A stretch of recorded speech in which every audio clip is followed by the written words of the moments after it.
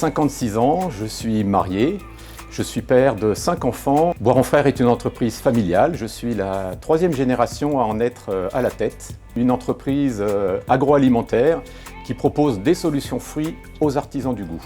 Aujourd'hui, c'est une entreprise de 180 collaborateurs, dont une partie est localisée à l'international. L'international représente 80% de nos ventes et nos produits sont commercialisés à travers un réseau de distributeurs dans plus de 80 pays dans le monde.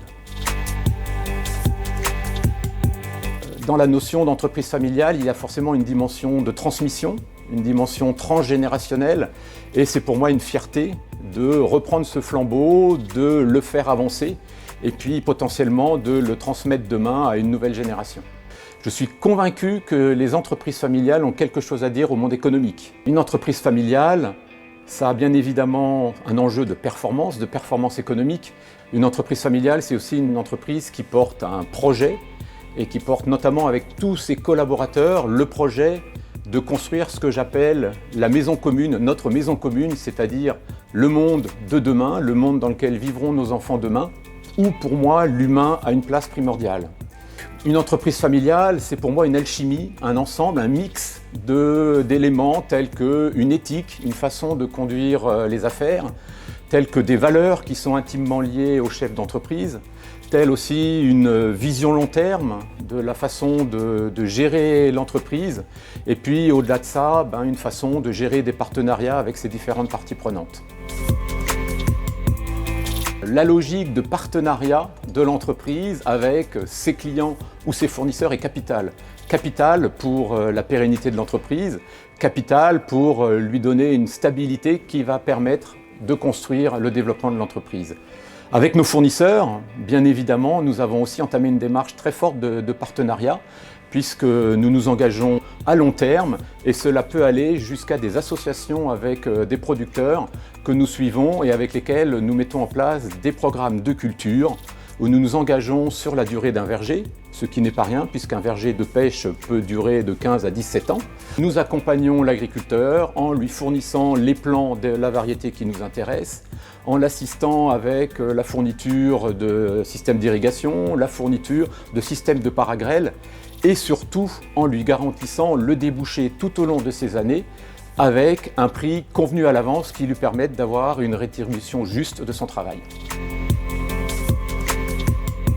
La pérennité. La pérennité, c'est une dimension importante dans une logique familiale. Le second point qui me paraît important, en complément de la pérennité, c'est la croissance. Je ne suis pas du tout un adepte de la décroissance. Pour moi, une entreprise est faite pour se développer. Les vergers Boiron sont sur un marché porteur, le marché du premium, le marché de la naturalité, le marché du fruit. Et donc pour moi, ce serait un non-sens de refuser la croissance qui nous est offerte par ce marché.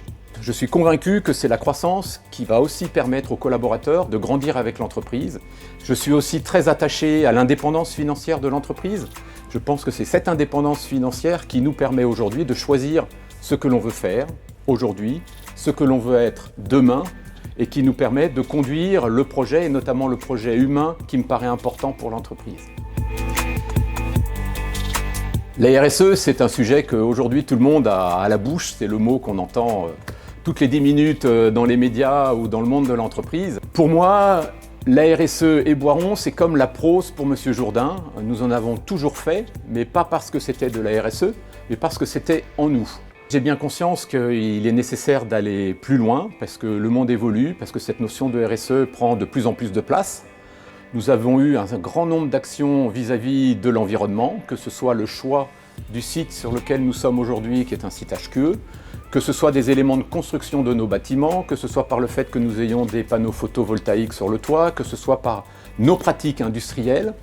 Mais nous avons aussi eu un certain nombre d'actions vis-à-vis de nos collaborateurs, dont le bien-être a été intégré dans la construction des locaux. Mais aujourd'hui, j'ai bien conscience qu'il faut aller plus loin, que l'environnement est de plus en plus exigeant sur cette notion de RSE. Et c'est comme cela que l'entreprise a été sélectionnée pour participer à la Convention des entreprises pour le climat. Cette convention, elle a été initiée par un ancien cadre de Michelin qui s'est inspiré de ce que le président Macron a fait il y a quelques années avec la Convention des citoyens pour le climat. Et l'idée, c'est de regrouper 150 entreprises françaises pour travailler sur des feuilles de route afin de permettre de réduire les émissions de gaz à effet de serre par les entreprises et de renforcer et favoriser la biodiversité. Donc nous sommes particulièrement fiers de nous engager à côté de ces 149 autres entreprises, ce qui va nous permettre de contribuer à cet impact positif sur l'environnement pour permettre de proposer au gouvernement une liste d'actions qui demain pourront être utilisées par toutes les entreprises françaises.